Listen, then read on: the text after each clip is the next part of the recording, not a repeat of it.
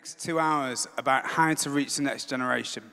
And in the first session, we're going to look at the theme of creativity and how it creates a unique context for evangelism. And then in the second session, we're going to ask practical questions. And the whole of the second seminar will be all around Q&A and conversation. So maybe start preparing your questions. First, why don't you, if you've just come in, come and find a seat at the front and turn to someone around you and just ask them why they're here.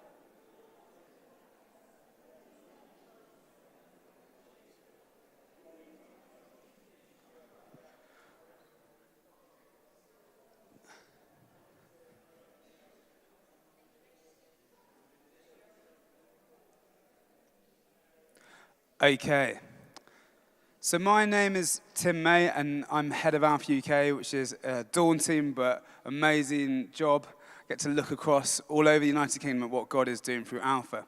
And over the next 2 hours, we're going to have lots of different people, lots of different voices come to the stage. And like I said, in the second session, we're going to look particularly at your questions and talk together. We at Alpha, as you heard, have sort of found a bit of a rekindling and a recalling moment, a recommissioning around the purpose and the identity of Alpha. And what we found is we want to be a tool for the church to reach the next generation. Statistically, we know that the rising generation of adults are probably the least connected to church since the Dark Ages. We know that in the last 20 years, 62%, well, the numbers of those attending church in their 20s has dropped by 62%. And so we also know that in a poll last year, done by the Evangelical Alliance, 92% of church leaders say reaching young adults is a priority, but only 12% had a clear plan or strategy of how to do it. So we know this is a hot topic, and what we're going to look at today is the role that creativity has right in the center of that conversation, a conversation lots of churches and lots of organizations are having. And so creativity for me is one of the most unique and special contexts for evangelism. When I was here in Edinburgh, I lived here for 7 years as a student, and I worked for this church. And it was there that I saw creativity speaking in a language that was almost different from any other form of evangelism or Christian communication. My friend Lawrence is an artist, and he is just the most irrepressible creative mind. And everything he does oozes creative genius, and he's got this thing that he does where he can't help but speak in abstracts. And the more you listen to him, the more you get drawn into these amazing concepts and ideas, and you want to listen more and more. He's just a compelling voice. There was this one time where he walked into the studio where he painted and was feeling upset and confused, and he wanted to somehow express all that was going on for him. So he spent the whole morning with a HB pencil filling in a canvas. And then he spent the whole afternoon rubbing it out again. And the guy next to him, who had no faith at all, just watched him the whole day and was like, what is this guy doing? And as he left, he said, what have you just done? That was a completely pointless day. You've been 8 hours, you filled in the whole camp, rubbed it out again. And Lawrence said, well, it was about forgiveness. I just felt I needed to get rid of some stuff in my life. So that's what I did today. And Lawrence is one of those people that creatively speaks in a language where people will listen and can understand. And so often there's a noise between us who hold the gospel. This message, as Sandy said today, the good news that God has had mercy. We hold this message, this gospel, this remarkable thing. But there's noise between us and a generation that's disconnected from the church. There's a noise of a digital revolution that creates more and more sounds and more words. There's a noise of the prejudice and the stereotype of Christianity. There's noise of the cultural history. And creativity is something that speaks in a language that's quite different. Creativity is one of those sort of catch-all terms like happiness or love that can lose its meaning quite quickly. But creativity for me is almost like the essence of aliveness. Creativity is in essence God. God was so creative and so alive that he couldn't help but create more. And we, in the same image of God, are also creative. Creativity is that thing where it meant that Beethoven knew which notes to pick.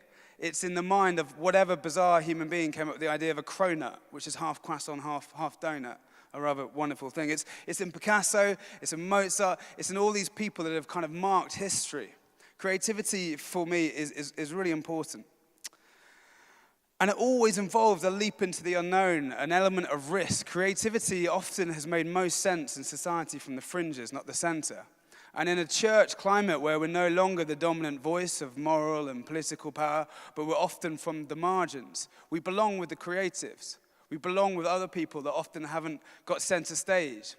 We don't always have the loudest voice, but we belong with the creatives, I think.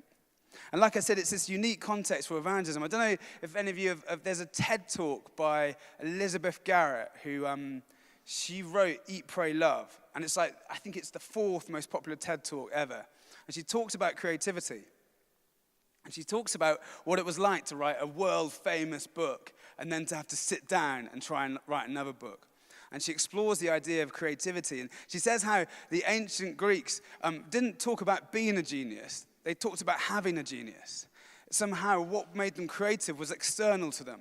And she explores this theme with contemporary creators like the musician Tom Waits, who when he found his creativity overwhelming him, he would externalize it and talk to it like it was a person and say, I'm too busy right now. I don't need that idea for a song. Come back later. And he would talk to his creativity as if it was external. And she's a woman that doesn't have Christian faith at all, but she ends by exploring this idea that what makes us creative is somehow something outside.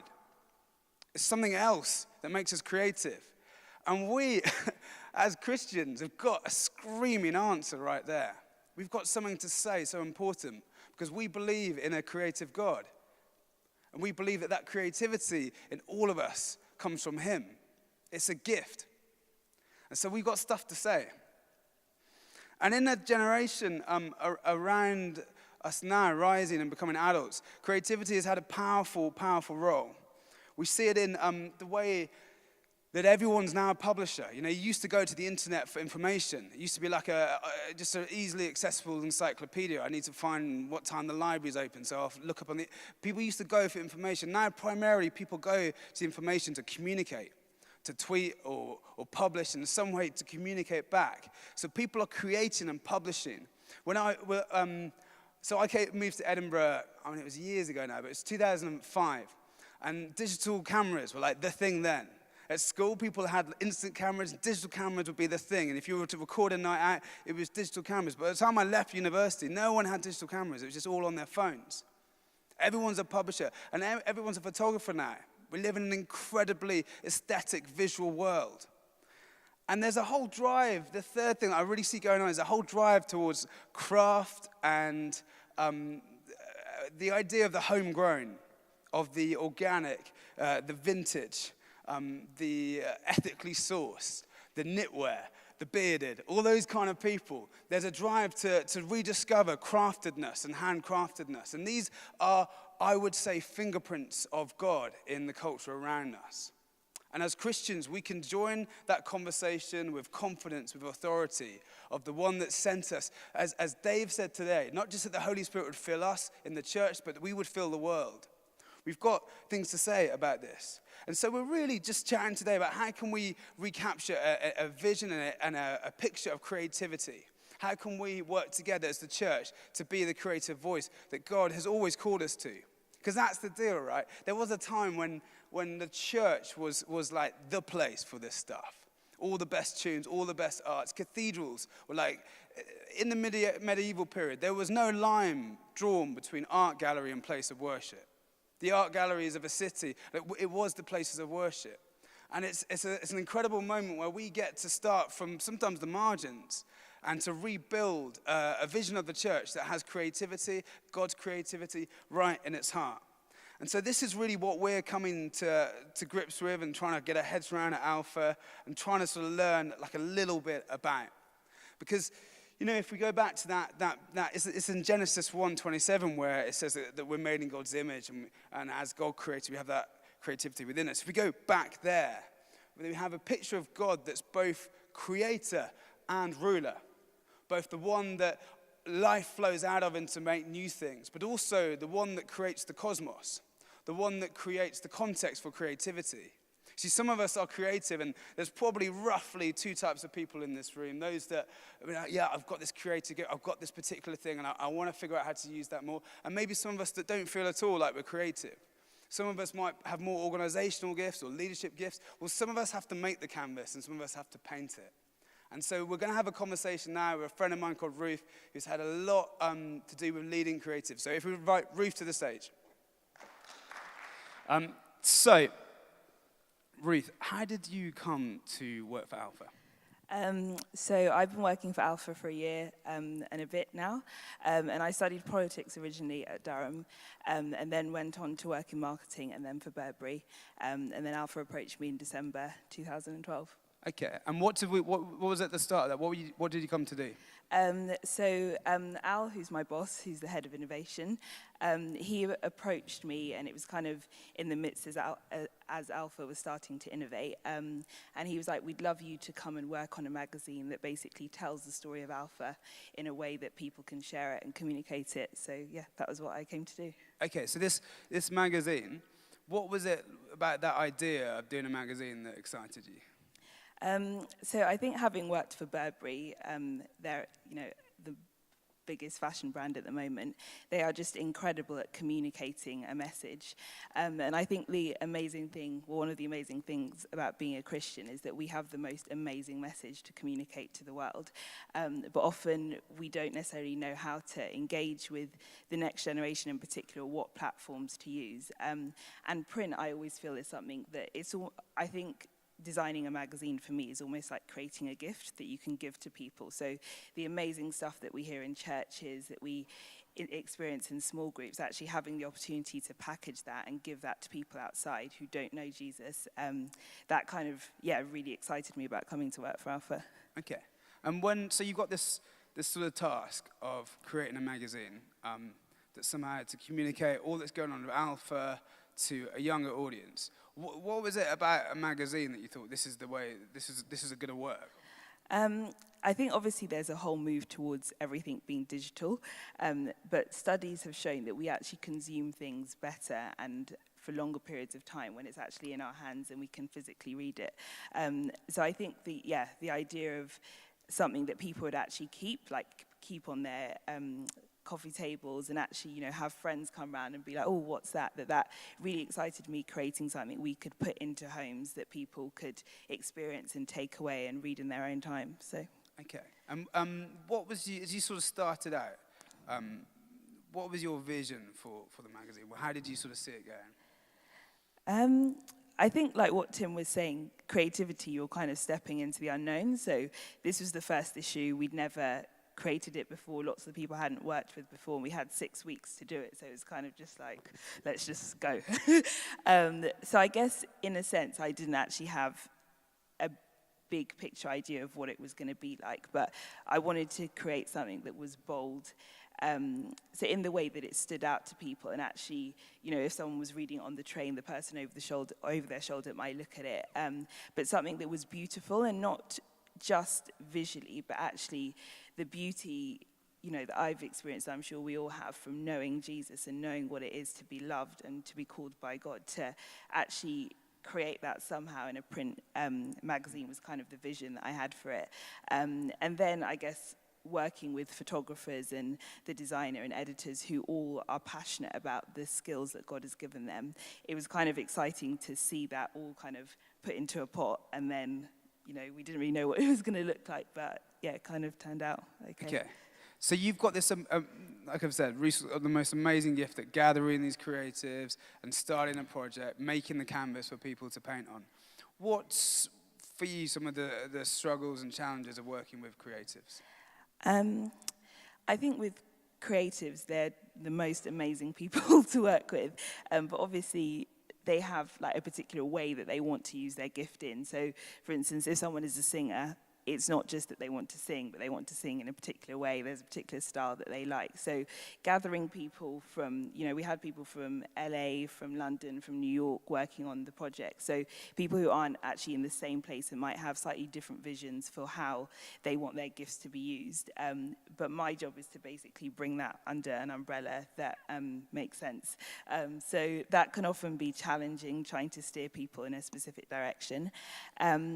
And then I think excellence is like a really core value that my parents always taught me from when I was a child. And so always trying to be graceful when you're like evaluating work, but really that can be challenging with creatives. If something isn't quite right or it's not quite the right standards, you don't want to compromise the work that you're doing, but equally you want to love people and be gracious to them, but sometimes you've got to make hard decisions. So I think, that's one of the biggest challenges, because creatives are so passionate and very precious about their work. And Ruth, for often for me, I sort of struggle with how do we as Christians engage with something like marketing and branding. These can seem like things that don't really necessarily belong in the church and are kind of contradictory to how we want it. They can maybe seem manipulative or somehow. How do you sort of reconcile those things? I think for me, more than, when I was working for Burberry, they're obviously a fashion brand that's trying to sell something. And I think for me, I don't see it as marketing, but more creating a platform where people can engage with faith and engage in those discussions and questions that they might have. And I think as Christians, we should be passionate about reaching the particular context that God has placed us in. So I don't see it as marketing, but always remembering as well to keep the main thing. So with Alpha Life, we're not trying to rebrand the gospel. The gospel is as it is. God doesn't need our help for that. But actually packaging it in a way that it is accessible to people who maybe feel that faith isn't for them, or they've kind of dealt with it and for whatever reason. So I think it's really important to always think that keep the main thing and make it accessible to the context that you're in, rather than trying to change anything to make it feel relevant to other people. And over the last year, as you've sort of gone through this process, what are some of the lessons that you might have learned, things that maybe you wish you'd done differently, or as you've sort of, what are the lessons you learned? I think what's been really exciting is seeing so many people within the organisation and outside, like other churches, contacting us saying that it's made them think about things in a different way. And I think being able to share with people that it's not about being a creative necessarily. Like, I feel like we all are creative. So I studied politics. My school was very academic. It wasn't really into extracurricular stuff. So I'd have never seen myself as doing this. But actually, and I think that can hold us back a lot of the time, because we feel like, oh, I'm not creative, or like there's other people who are doing other things. So I think that's a key thing. And then also, just the more I've worked with Alpha and worked at Alpha, trying to really understand the heart of the vision and communicate that through what we're doing. So I think I've learned it's so important to know what your values are before you start trying to create things. Because this generation, we're used to people producing nice photos. We're not, just because a Christian organization produces nice photos, not like people haven't seen that before. But actually what we have is the truth, that's the gospel. So just remembering what our key values are and letting the creativity be a reflection of that rather than the other way around. Great. And Alex, can you come to the stage, please? This is our friend Alex Douglas. Let's give Alex a round of applause. Alex is the youngest member of our team. Say hello, Alex. Hey. Alex, how did you come to work for Alpha? My dad studied at St. Mellitus Theological College, which is linked to HTB. He was doing it, and in his class was a guy called Dan Molest, who was working for Student Alpha at the time, when that existed. And it was really interesting. My dad apparently was just showing people my photography. I'm a photographer, I take photos. Looking back on it now, they weren't the best photos, but he was like a fan. And he showed Dan my photos, and then Dan gave me an internship. It was quite funny, though, because I was really bad at school. I shouldn't have got an internship anywhere. Yeah. I should have gone to a really bad uni and like done that. But I got an internship, and then they hired me because they liked me. So you were fresh-faced, unlike you are now, 18, and we invited you in. And what was it like to be in the big city? It was exciting. It was the most tiring thing. When I say I wasn't, didn't deserve to have an internship, what I mean by that was I hadn't ever really worked before. Worked in school, I hadn't worked in college, I didn't really work. So then I came to somewhere where I actually felt like I wanted to do some work. That was interesting. It was interesting. And Alex, so you're a photographer, you've said, and I think we've got one of your pictures. Should be coming up behind us. And you've done this. How long have you been a photographer for, would you say?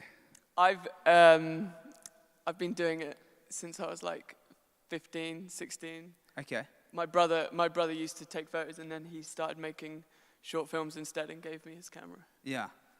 And I think there's a photo. We've got a photo of Charlie Mackesy, guy with his top off, I think. And Charlie, some of you might know, if you've been involved in Alpha for a while, a lot of his sort of drawings and doodles appear in the manuals, and he's spoken at Alpha a lot at HCB. And if you ever go to HCB where Alpha Course started, there's his statue of the prodigal son, which, yeah. He did the old man. Yeah, and the original Alpha branding.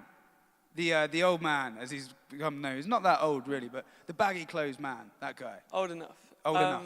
Anyway, so this was a picture you took of Charlie this summer. And so tell us about this picture. Yeah. So when I remember exactly when I took this photo.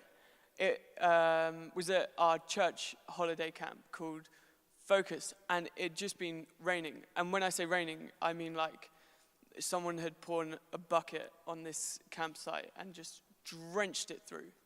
And everyone kind of liked it. I don't know why, but everyone kind of really liked it and went to the beach in the pouring rain. And then I just saw this gaggle of people as it started to get sunny again come back from the beach. And Charlie was one of them. And I didn't know Charlie. I knew of him. I was a huge admirer of him. If you've heard him speak before, I'm sure you are too. I was an admirer of him. So I kind of really nervously, as a 19-year-old kid, bumbled up to him and was like, can I take a photo of you? I even flashed a badge, just to make sure he knew that I could, and I wasn't weird. And he stopped. And usually when you ask someone to take someone's photo, they do something. They would change the way they look slightly, but Charlie just stopped and was like, yes. And then I kind of laughed a bit because I wasn't expecting that. And then he did this smirk, and I just managed to catch it before he stopped smirking.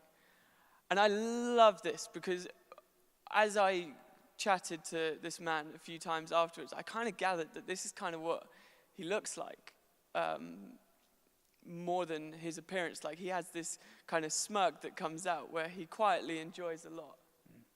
And so, Alex, to me, a photo, when I take photos, I sort of hold my camera up and I don't really look, and I just sort of hope for the best and click around, and maybe 1 in 1,000 is remotely good. How do you judge a photo? How do you know when's the right moment to take? I think it comes with there's 2 things at work. That you have experience is a big thing. Do it again and again and again. If you keep on taking photos, you will take better photos. It's with anything. The more I sat down, I got really good at sitting down. I'm still really uncomfortable with sitting down here, but I'll get better. But so there's experience, and that happens. You do get better. But also, can I keep it up? Sorry.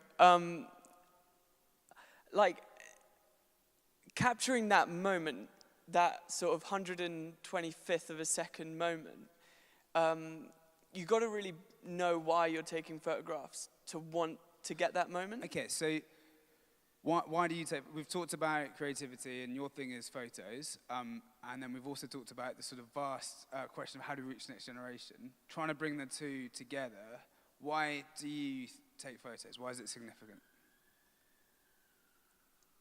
I really enjoy it. I don't do much that I don't enjoy, which isn't a great quality to have. Like, it's not like we should. I learned this yesterday, by the way, when I, like I said, I used to live in Edinburgh and decided to take Alex on a tour of Edinburgh.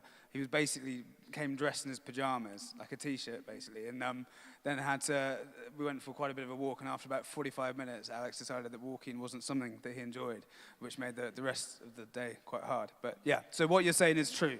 Carry on. It's really true. But like, I really enjoy taking photographs from the off, but then I started to enjoy it more and more. And then I realized, like, when I sat down and started to think about it, that having a passion for this, or it could be any creativity, like, having a passion for this is so key, but also where you start to understand where your passions come from. And I started to understand that my passion for anything would come from God. So I would start praying, and then I would pray more and more and more to have more passion, and then that passion would drive a load of other things and drive a load of really sort of technical things, and then I would get better photos. And that's a cycle that started like really recently. So hopefully they'll get. And so what else about this photo? Why when you took it, what did you do with it, and why did you know it was like a good photo? Like, you know the moment before maybe, but after you've taken it, how did you sort of judge this to be a good photo, and what did you do with it? Oh, there are like some really practical things. It's like, simply it's in focus and it's still, like, yeah. That's a good photo. But more than that, like, I didn't really know it was a great photo until afterwards when people told me who really knew Charlie. Because like, when you're taking a photo of someone, you want to capture them, and they kind of told me that I'd done that. But also, like, I made a really quick decision just to put it black and white, because there can be a real difference in how you see things due to the colors that you'd see. Colors evoke emotion, but I felt really strongly that any color and any emotion added through color would take away from the emotion in his face, which you really feel something from looking at his expression in his face.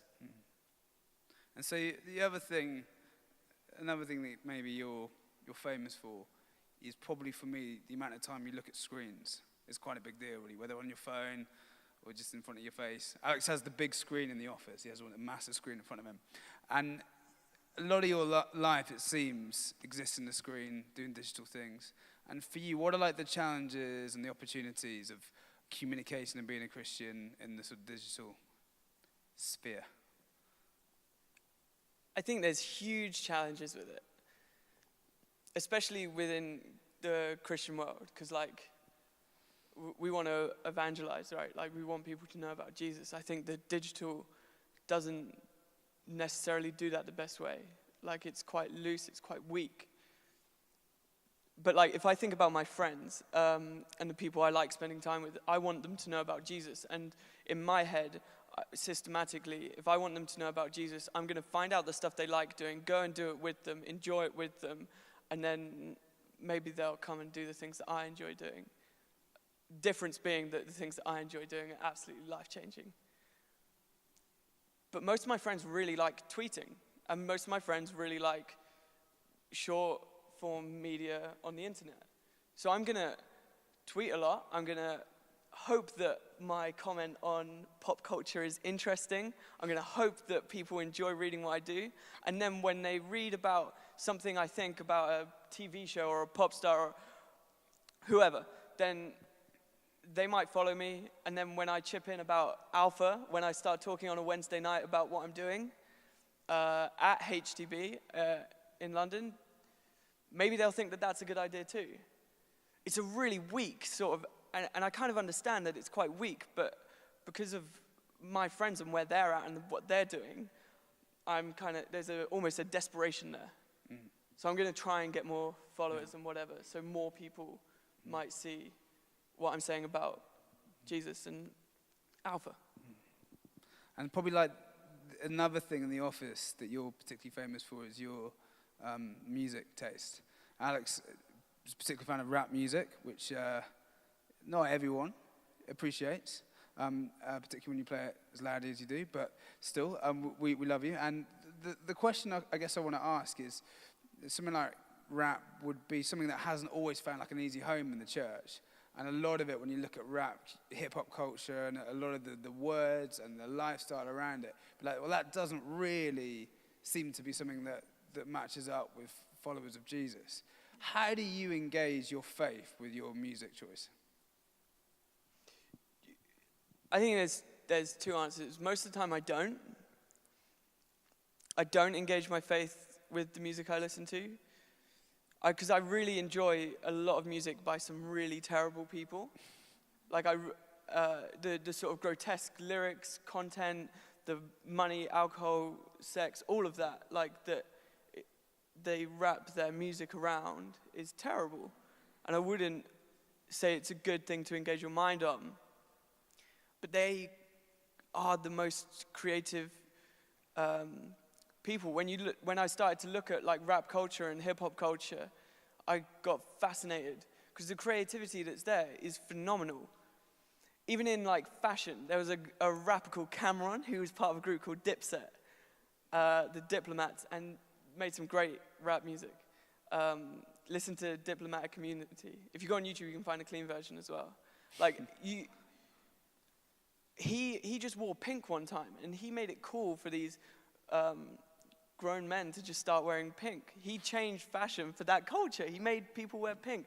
Like Jay-Z, he made it cool to wear a New York cap. Now you see everyone wearing an NY sign on their hat. I think I get in trouble with this a lot, but my favorite, as far as like culture and rap music, there's a man called Kanye West who has some horrible views. We have some interesting discussions in the office about it because no one agrees with me. But he looks at rap culture and then he looks at the wider picture and the wider scale and what can I impact, like more than just making an album.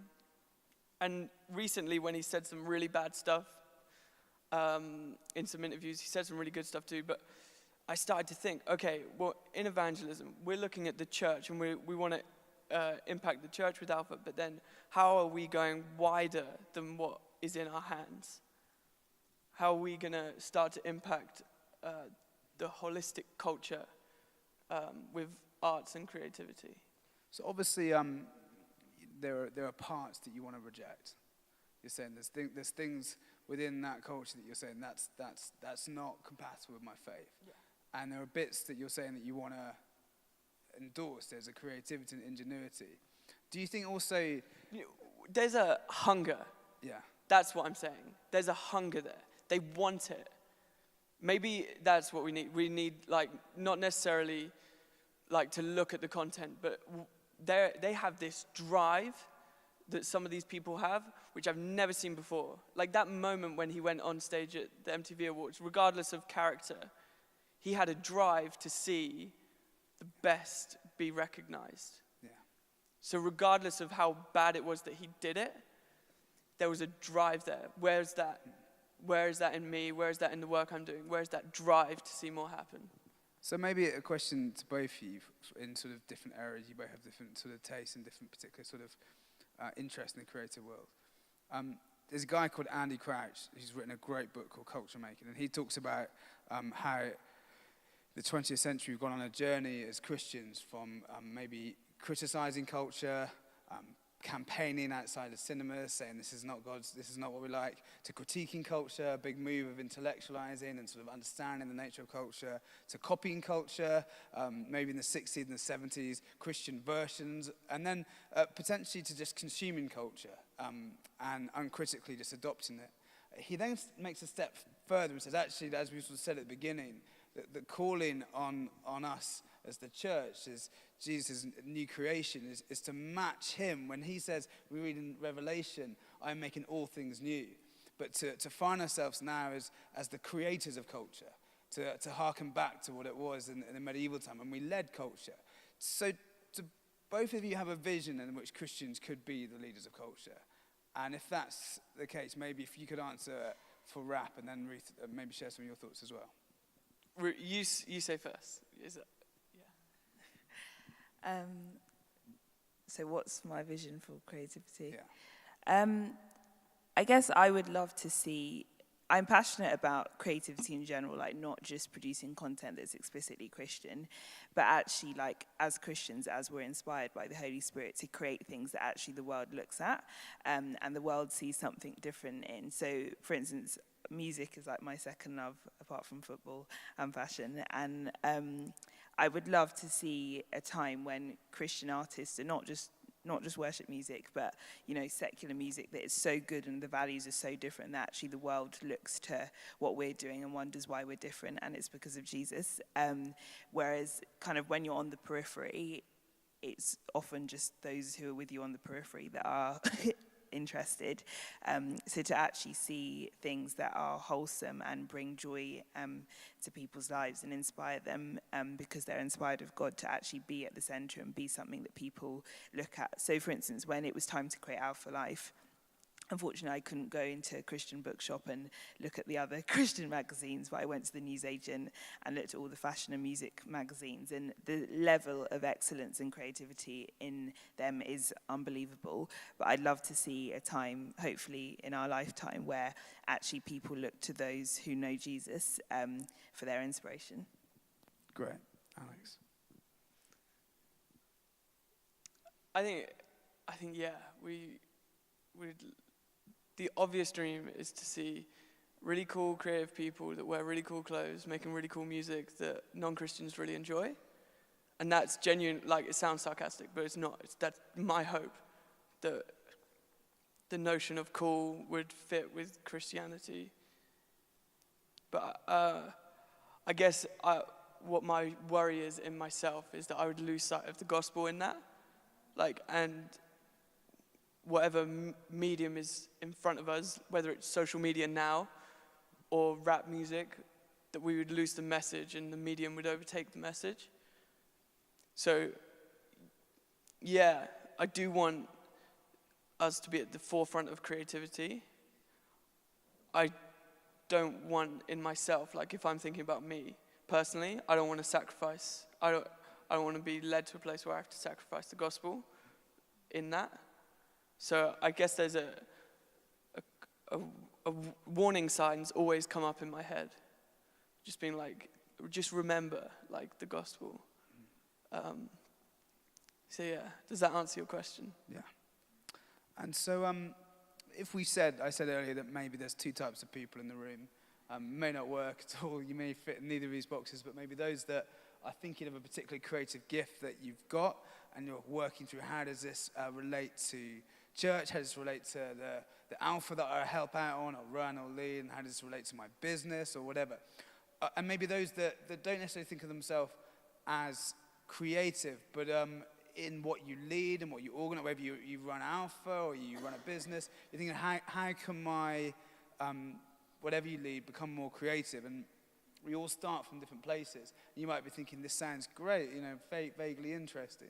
I'm just about staying awake, but what does this have to do with me? How do I start? Like, what are the first steps? Maybe you're just thinking for the alpha that you're running right now. When I step into the room next Wednesday, what can I do? And so the question, I guess, is quite broad, but how do you start? Like, when you approach something, how do you approach something creatively? What are the questions that you ask when you approach something? Alex or Ruth, whoever wants to go first.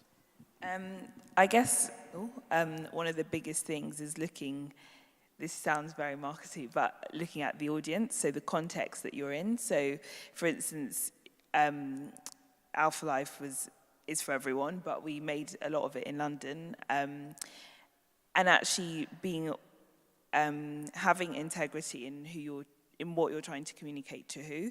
And I think often it can get a bit distracting, like seeing all these kind of like nice, fun photos, but actually that might not be relevant or of interest to the people in your community that God has called you to. So I think the biggest thing whenever I start on a creative project is firstly thinking, who are we trying to engage with? And yeah, from that, things kind of follow through. Sorry, I've forgotten the question, but that's my... Alex?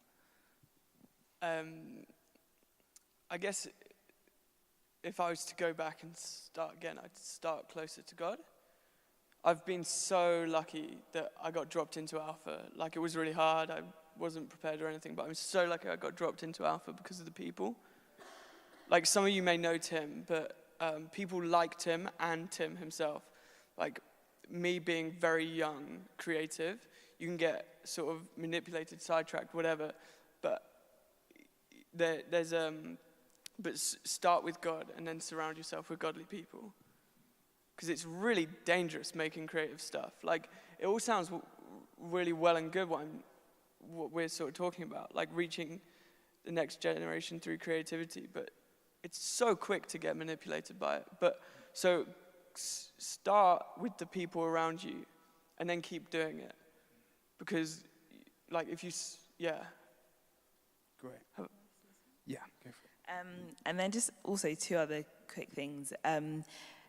I talked a bit about the values, but I think creatively, one thing that helps is to look at other things or look at other like organizations or brands who are reaching similar people, doing similar things. So for instance, when it was time to make a magazine, we didn't suddenly think like we're not going to look at any magazine that's ever been created, but actually going and getting inspired by other people who are doing things like you are.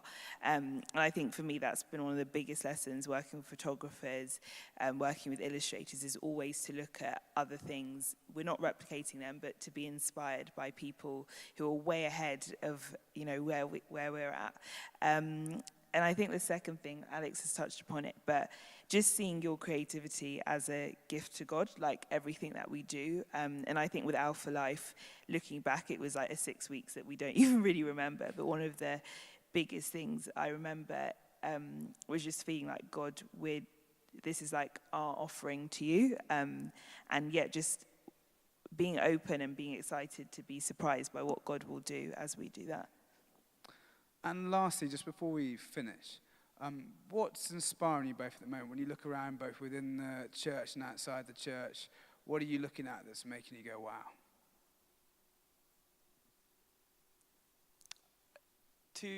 I would say 2 things, maybe 3.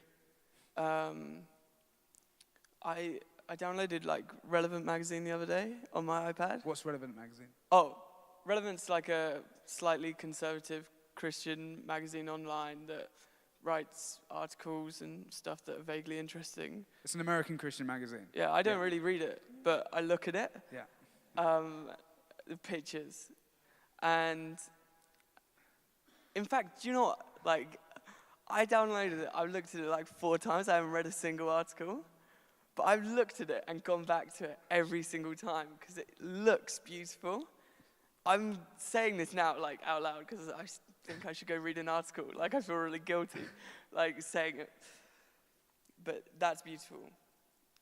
Another thing is a rapper called Chance the Rapper who earlier in 2013 or late 2012 released a free album called Acid Rap. And it was ridiculous. It was insane. It's such a good album. Like, one of the best mixtapes I've heard in the last 10 years. But got really famous really quick. And then he went on a very large talk show in America called Arsenio Hall, who has his own talk show, and basically called for a ceasefire in Chicago in his neighborhood. Like, they call his neighborhood Chirac, like, because people just get killed. And he called for a ceasefire on live TV as a rapper. Like, I was like so inspired by him. Like, he's a guy who's so young, just got famous, and then just decided, look, I've had enough, and I've got this platform. And what about you, Ruth?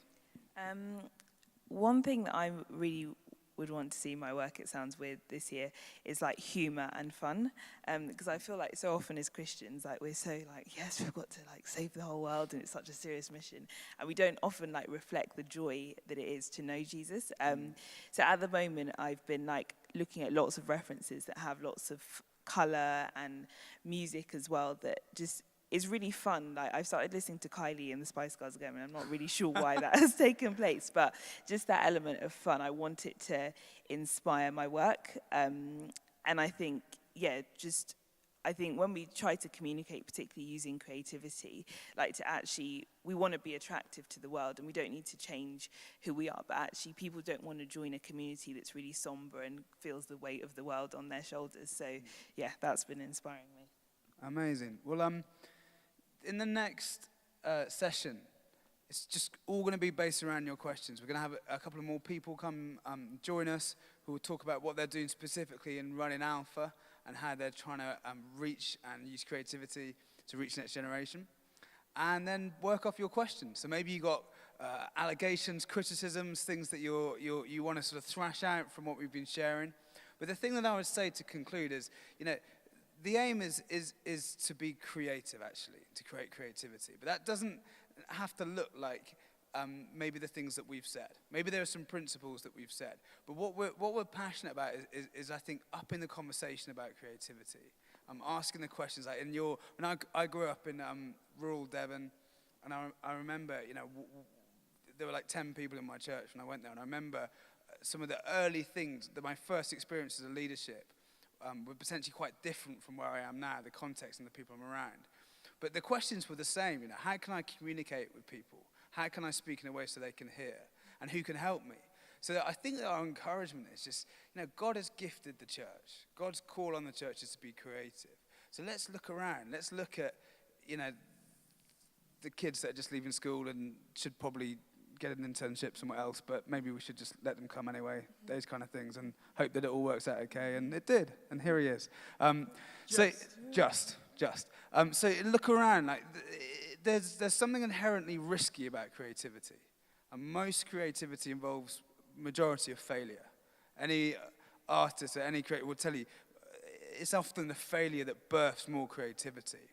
And so the conversation we want to have together is, where you are, like from the rural areas to towns to cities, what does it look to creatively communicate Jesus?